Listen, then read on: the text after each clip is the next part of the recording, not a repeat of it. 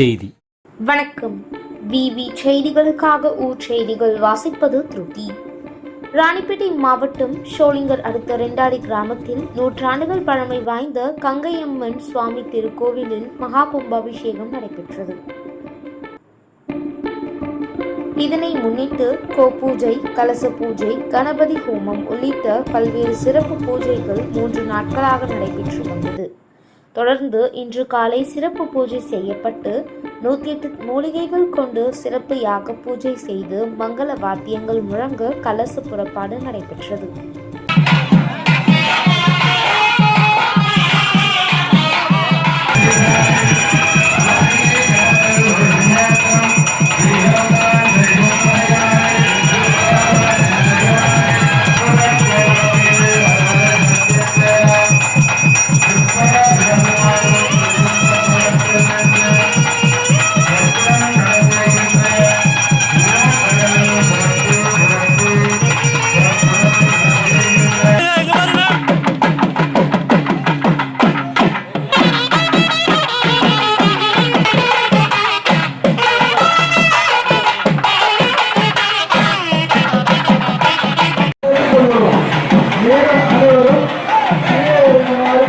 மூலவர் கங்கையம்மன் கோபுர கலசம் 9 அடி உயரமுள்ள கங்கையம்மன் சிலைக்கு கலச புனித நீர் ஊற்றி மகா கும்பாபிஷேகம் செய்து கற்பூர தீப ஆராதனை நடைபெற்றது.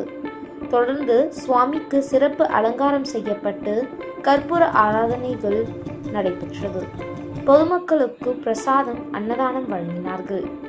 ஊர் முக்கிய பிரமுகர்கள் மற்றும் 10க்கும் மேற்பட்ட கிராம பொதுமக்கள் கலந்து கொண்டு தரிசனம் செய்தனர். விவி செய்திகளுக்காக விஜய் மற்றும் பாஸ்கர்.